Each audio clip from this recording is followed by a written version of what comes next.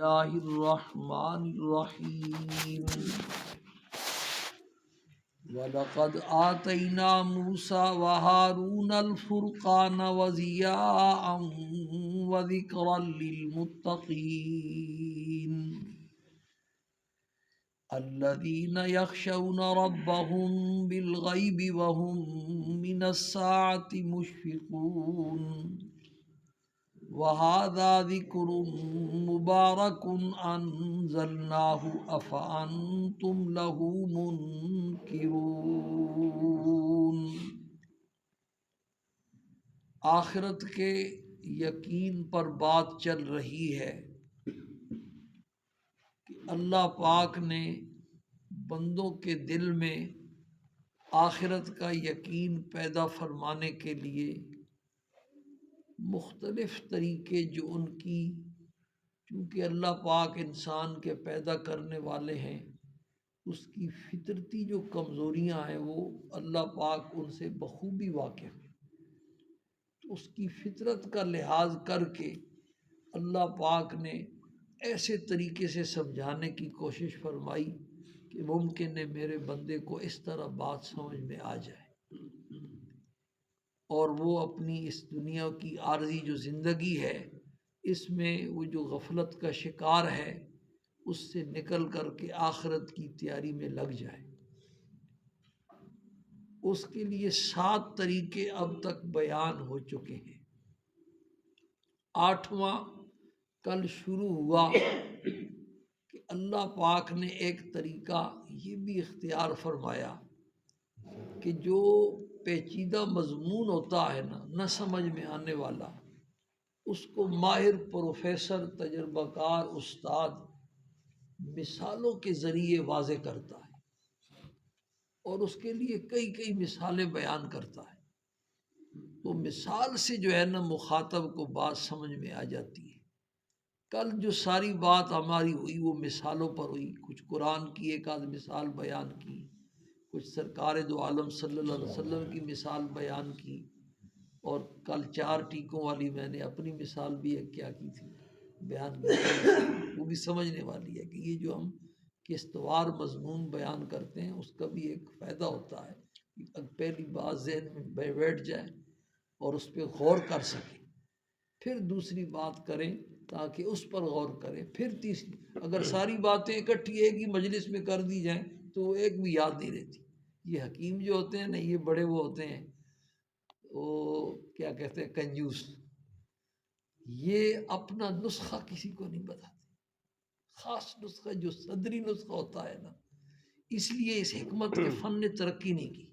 انگریزوں نے جو کچھ کیا اس کو تشت ازبام کر دیا اور اس نے خوب ترقی کی ہے۔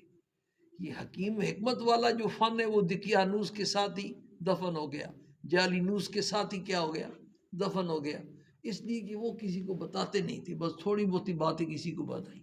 ایک حکیم تھا تو اس نے اپنے شاگرد کو ایک خاص نسخہ بتا دیا، اب بتا بیٹھا تو سر پکڑ کے بیٹھ گیا، اس کو یہ اب یہ بھی شروع کر دے گا اور میری دکان ٹھنڈی پڑ جائے گی۔ اس کے ذہن میں فوراً ترتیب آئی، ایک نسخہ بتایا، کہتا یہ یاد ہو گیا نا، اب دوسرا سن، پھر دوسرا بتایا، یہ بھی یاد ہو گیا، اب تیسرا سن، پھر چوتھا سن، 10-15 نسخے اکٹھے بیان کر دیے۔ اس کا نتیجہ یہ نکلا کہ اس کو پہلے والا بھی بھول گیا۔ تو یہ جو قسطوار مضمون ہوتا ہے نا، اس کا مقصد یہ ہوتا ہے۔ بہرحال مثال پر بات چلی ہے کہ اللہ نے قیامت کا مضمون مثال کے ذریعے سمجھایا، یہ تو میں اگلے ہفتے بتاؤں گا۔ آج مضمون بیان کرنا ہے۔ کل میں نے عرض کیا تھا کہ ماضی قریب میں حضرت مولانا اشرف علی صاحب تھانوی رحمۃ اللہ علیہ، وہ ان کے بارے میں ہمارے علماء نے لکھا ہے، وہ مثالوں کے بادشاہ تھے اور بڑا اللہ نے ان سے کام لیا۔ اور ماضی بعید میں ایک بزرگ گزرے امام غزالی رحمہ اللہ، وہ بھی مثالوں کے بادشاہ تھے اور انہوں نے بڑی عجیب مثالیں ان کی کتابوں میں آتی ہیں۔ ایک مثال پہلے بھی کئی دفعہ بیان ہو چکی ہے، لیکن ہر درس میں کچھ لوگ نئے بھی ہوتے ہیں، ان کی نیت کر کے میں پھر دوبارہ بیان کر دیتا ہوں، جو پرانی جنہوں نے سنی ہوتی ہے ان کو تازہ ہو جاتی ہے اور ہمارے اس مضمون کے ساتھ اس کا بڑا تعلق ہے. کیا کہتے ہیں آپ کی انگلش میں بڑا لنک ہے. یہ جو مضمون فکر آخرت کا بیان ہو رہا ہے نا، اس کے ساتھ بڑا اس کا جوڑ ہے. امام غزالی کا پہلے تعارف وہ بھی دلچسپی سے خالی نہیں. امام غزالی کو حجت الاسلام کہتے ہیں. حجت الاسلام کا معنی یہ ہے کہ امام غزالی کا وجود یہ اسلام کی حقانیت کی دلیل ہے. ایسا ماہر فلسفی قسم کا عالم جس مذہب کو حق سمجھتا ہے وہ مذہب جھوٹا نہیں ہو سکتا. ہندوؤں سے مناظرہ ہو رہا تھا اور انور شاہ صاحب کشمیری رحمہ اللہ سٹیج پر بیٹھے ہوئے تھے. تو ہندو مناظر کہتا ہے کہ اگر کسی کے چہرے کو دیکھ کر کے اسلام قبول کیا جا سکتا تو انور شاہ کا چہرہ ایسا ہے کہ اس کے چہرے کو دیکھ کر کے اسلام کی حقانیت کا یقین دل میں آ جاتا ہے کہ ایسے چہرے والا آدمی کسی جھوٹے مذہب کا پیروکار نہیں ہو سکتا. تو ایسے لوگ ہماری سابقہ زمانے میں گزرے ہیں اور اب بھی ایسے اللہ والے موجود ہیں کہ ان کے چہرے پر ایسے انوارات کی بارش ہے کہ ان کو دیکھتا ہے آدمی بالکل آپ صلی اللہ علیہ وسلم یاد آ جاتے ہیں کہ آپ صلی اللہ علیہ وسلم کو جب کافر دیکھتے تھے کہتے ہیں یہ جھوٹے کا چہرہ ہے. کئی کافروں کے بارے میں آتا. تو امام غزالی کو حجت الاسلام کہتے ہیں.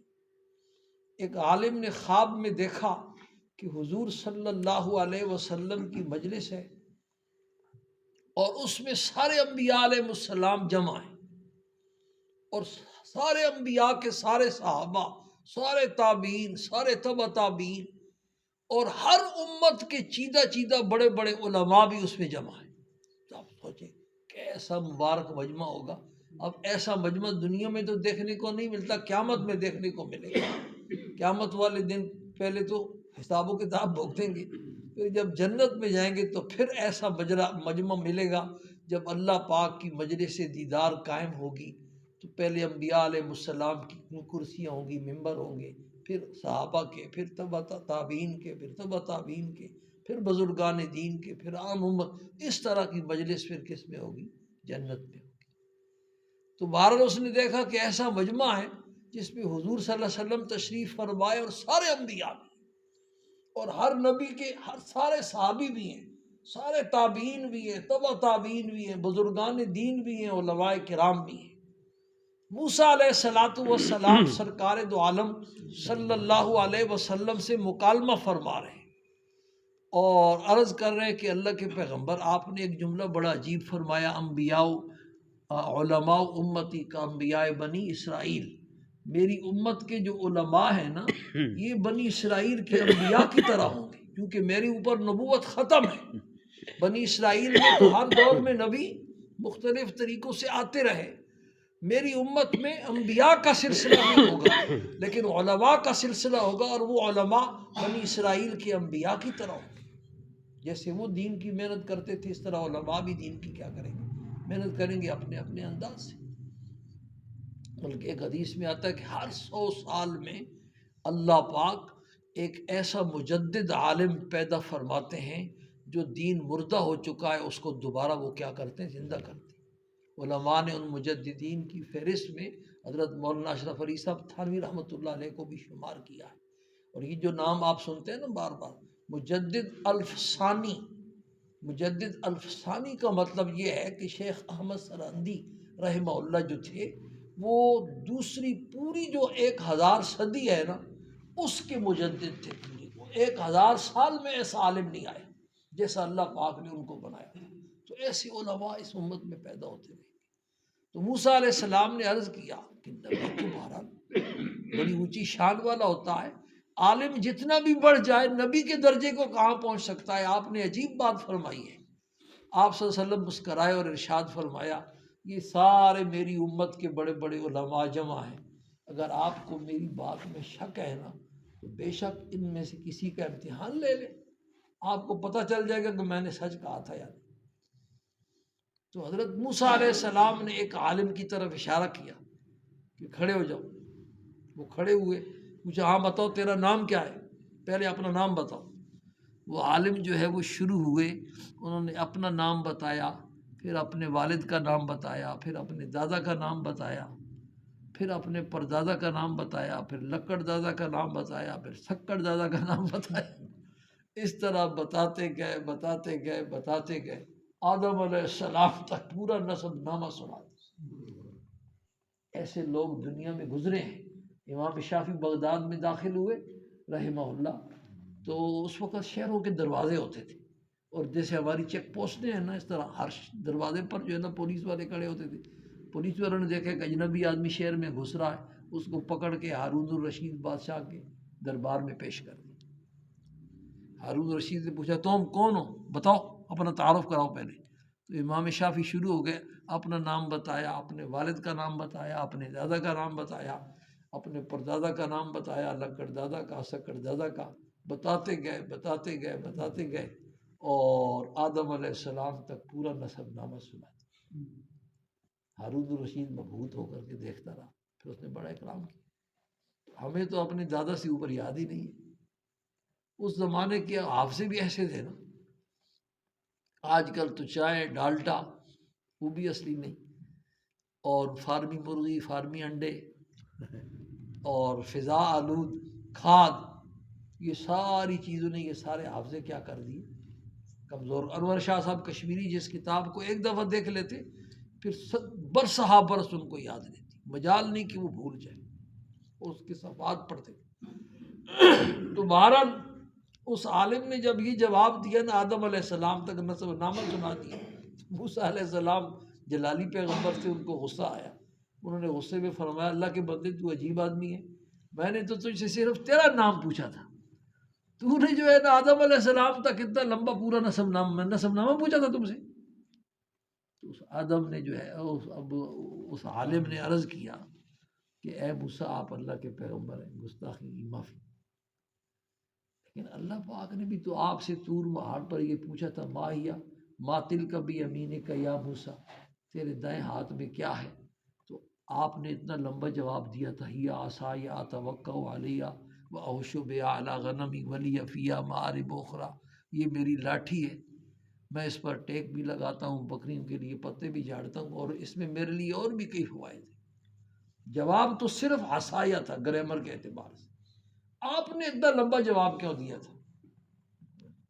اس لیے آپ نے جواب یہ دیا تھا نا کہ چونکہ اللہ پاک سے آج گفتگو کا موقع ملا ہوا ہے. اللہ کی ذات خود کیا ہے؟ براہ راست متوجہ ہے ایک بندے کی طرف، اور بندہ اللہ سے بات کر رہا ہے، تو آپ کے دل نے چاہا جتنی بات لمبی ہو جائے اتنا ہی مزہ آئے گا. یہ مستقل ایک مسئلہ ہے بلاغت کا، فن بلاغت کا ایک مسئلہ ہے کہ جو محبوب ہوتے ہیں نا ان کے ساتھ دل کرتا ہے بات لمبی ہو جائے. پرانے زمانے میں ایک کھڑکی کے نیچے کھڑا ہوا، اوپر سے جو ہے نا گفتگو کا سلسلہ شروع ہوا، دیوار کے باہر اتنے میں مؤذن نے اذان دے دی. تو کہتا ہے اللہ کے بندے آج ہی تجھے بھولنا تھا اور سحری کو اذان دینی تھی. یعنی گفتگو میں ایسی لذت آ رہی تھی کہ اس کو رات کے گزرنے کا بھی احساس نہیں ہوا. سمجھا کہ ابھی سحری میں مؤذن آج بھول گیا ہے. اتفاق اب بھی کارڈ لوڈ کرتے ہیں، کارڈ ختم ہو جاتا ہے، کمپنی والوں کو کوستے رہتے ہیں کہ کمپنی والوں نے جلدی کارڈ ختم کر دیا. تو محبوبوں کے ساتھ جو بات ہوتی ہے، جو محبوب حقیقی جن کے دل میں واقعتاً اللہ کی سچی محبت ہے، ان کی محبت کا آپ اندازہ نہیں لگا سکتے کہ کیسی ان کو اللہ سے محبت ہے. تو آپ نے اس لیے بات کو لمبا کیا تھا نا کہ اللہ سے. تو میں نے بھی آج جو ہے نا مجھے ایک اتفاقاً موقع ملا ہے ایک معزز اور محترم پیغمبر سے بات کرنے کا، اور پیغمبر خود مجھ سے سوال کر رہا ہے، میں جواب دے رہا ہوں، تو میرا دل بھی چاہ رہا تھا کہ بات لمبی ہو جائے تو اتنا ہی مجھے مزہ آئے گا. یہ عالم جو کھڑے ہوئے ہیں ان کے بارے میں لکھا ہے کتابوں میں کہ یہ امام غزالی رحمہ اللہ، یہ واقعہ دارالعلوم دیوبند کے جو معتمم تھے قاری محمد طیب صاحب رحمہ اللہ، آپ بزرگوں نے نام سنا ہوگا، بوڑھوں نے، بعضوں نے دیکھا بھی ہوگا ان کو. میں نے ان کو بچپن میں بالکل بچہ تھا، دیکھا بھی اور ان کی تقریر بھی سنی. تو یہ واقعہ انہوں نے بیان کیا. ہاں جی، پنڈی بھی آئے تھے، اٹک میں آئے تھے، میرا پاؤں ان کی گاڑی کے نیچے بھی آیا تھا، اب تک مجھے یاد ہے، ملاقات ہوئی تھی. تو امام غزالی رحمہ اللہ کا یہ مختصر سا تعارف تھا. اب ان کی بیان کردہ مثال، اور وہ مثال بھی بڑی عجیب ہے. ایک آدمی جنگل میں سفر کر رہا ہے اور حقیقت ہے ایسی مثال کا نقشہ کھینچا ہے نا کہ آدمی حیران ہو جاتا ہے کہ کیسی مثال بیان ہے. ایک آدمی جنگل میں سفر کر رہا ہے اور بالکل تنہا، ایک طرف سے شیر نکلا اس کے پیچھے پڑ گیا. اب یہ شیر سے جان بچانے کے لیے بھاگ پڑا، پیچھے شیر ہے آگے آدمی ہے. تو آگے اس نے دیکھا کہ ایک کنواں ہے. اس کے دل میں خیال آیا کہ کنویں میں گڑھے میں چھلانگ لگاتا ہوں، شیر سے تو بچ جاؤں گا نا. بچ گیا تو بچ گیا، شیر سے بچ جاؤں گا. کنویں میں جب چھلانگ لگانے کے لیے نیچے دیکھا تو ایک اژدہا منہ کھول کے کھڑا ہوا ایسے پھن پھیلا کر. اب یہ پریشان، شیر پہنچنے والا ہے اور چھلانگ لگاتا ہوں تو نیچے اژدہا ہے، پیچھے شیر ہے آگے اژدہا ہے. اسی شش و پنج میں تھا کہ اس کی نظر پڑی کنویں کی جو دیوار ہوتی ہے نا اس کے ساتھ ایک مضبوط قسم کا پودا جو ہے نا وہ جمع ہوا ہے. اس کے دل میں خیال آیا کہ اس پودے کو پکڑ کے لٹک جاتا. اس پودے کو پکڑ کر کے کنویں کے اندر لٹک گیا. اب شیر اوپر سے دیکھ رہا ہے اور یہ نیچے لٹکا ہوا ہے اور نیچے سے اژدہا منہ کھول کر کے کھڑا ہوا ہے کہ یہ نیچے آئے تو میں اس کو لقمہ بناؤں. اس خیال میں اس نے دیکھا یہ لٹکا ہوا ہے کہ ایک سفید رنگ کا چوہا آتا ہے اور وہ چوہا آ کر کے وہ جو درخت کا پودے کا تنا ہے نا اس کو کاٹنا شروع کر دیتا. یہ بڑا پریشان ہوا کہ یہ چوہا اگر اپنی کاروائی میں کامیاب ہو گیا تو میں تو نیچے گر جاؤں گا. شام ہوتی ہے تو کچھ وقفے کے بعد وہ چوہا چلا جاتا ہے، پھر سیاہ رنگ کا چوہا آ جاتا ہے. وہ سیاہ رنگ کا چوہا جو ہے نا کاٹنا شروع کر دیتا. تو دونوں چوہے باری باری آ رہے ہیں اور درخت کے اس پودے کے تنے کو کاٹ رہے ہیں اور یہ بیچارہ لٹکا ہوا ہے لیکن ہے دل میں بڑا پریشان کہ یہ تنا کب کٹے اور میں نیچے جاؤں گا اور وہ جو اژدہا ہے وہ مجھے کیا کرے گا، کھا لے گا. اتنے میں اس کی نظر پڑی کہ ساتھ ٹچ موبائل پڑا ہوگا، ساتھ شہد کا ایک کیا ہے چھتا ہے. اس چھتے سے شہد رس رہا ہے اور اللہ کی شان یہ ہے کہ مکھیاں نہیں ہیں، بالکل تازہ شہد رس رہا ہے اور مکھی نام کی کوئی چیز نہیں. اس کو بھوک بھی لگی ہوئی تھی، بھاگا ہوئی تھا تو اس نے ایک ہاتھ سے تنے کو پکڑا، ایک ہاتھ سے جو ہے نا شہد کھانا شروع کیا. اب وہ شہد اتنا لذیذ ہے، اتنا مزیدار ہے کہ یہ سب کچھ بھولا ہوا ہے. شیر کو بھی بھولا ہوا ہے اور وہ جو دو چوہے درخت کا تنا کاٹ رہے تھے ان کو بھی بھولا ہوا ہے، نیچے والے اژدہا کو بھی کیا ہے بھولا ہوا ہے. امام غزالی نے یہ کوئی واقعہ پیش نہیں آیا، یہ مثال ہر انسان کی ہے. یہ ہر انسان اس مثال کا مصداق ہے. یہ دنیا ایک جنگل ہے اور اس انسان کے پیچھے موت کا فرشتہ جو لگا ہوا ہے وہ کیا ہے، شیر ہے. اینما تکونوا یدرککم الموت، تم جہاں بھی پہنچو گے وہ شیر پہنچ کے رہے گا، وہ موت آ کر کے رہے گی. وَلَوْ كُنْتُمْ فِي بُرُوجٍ مُّشَيَّدَةٍ، اگر تم مضبوط قلعوں میں کیوں نہ داخل ہو جاؤ. اور وہ جو کنواں ہے نا وہ قبر کا گڑھا سمجھو، اور وہ جو اژدہا ہے وہ سارے ہم اپنے گناہ کر کے اپنی قبر میں سانپ اور بچھو کیا کر رہے ہیں پیدا کر رہے ہیں. اور وہ جو تنا ہے جس کے ساتھ یہ لٹکے ہوئے ہم، یہ ہماری زندگی کا درخت ہے. جتنی مہلت اللہ پاک نے دنیا میں دے کر کے بھیجی ہے اس کے ساتھ ہم لٹک رہے ہیں اور لٹک کر کے اس دنیا میں ہم کیا کر رہے ہیں، زندگی گزار رہے ہیں. اور وہ جو سفید اور سیاہ رنگ کا چوہا اس تن زندگی کے درخت کو کاٹ رہا ہے نا وہ کیا ہے، رات اور دن ہے. رات اور دن کا آنا اور جانا، واختلاف اللیل والنہار ان فی ذلک لآیات لقوم یتفکرون. رات کے آنے اور جانے میں سوچنے والوں کے لیے بڑی عبرت کی باتیں ہیں اور بڑی نصیحت کی باتیں. یہ رات اور دن ہماری زندگی کا درخت دن بدن کیا کر رہی ہے، کاٹ رہی ہے کاٹ رہی ہے کاٹ رہی ہے. جب یہ کامیاب ہو جائے گی تو پھر ہم چلے جائیں گے. اور وہ جو شہد کا چھتا ہے وہ دنیا کے ٹچ موبائل کے مزے ہیں. وہ مزے ہمیں یہ سوچنے ہی نہیں دیتے کہ اے انسان تیری زندگی کیا کر رہی ہے، گزر رہی ہے، اور ایک دن اس نے کیا کرنا ہے، ختم ہو جانا ہے، اور تم نے قبر کے گڑھے میں پہنچ جانا ہے، اور شیر نے کیا ہو جانا ہے، تمہیں پکڑ لینا ہے، کامیاب ہو جانا ہے۔ تو میں عرض یہ کر رہا تھا کہ اب کیسا مضمون ہے اور کیسی پیاری مثال انہوں نے کیا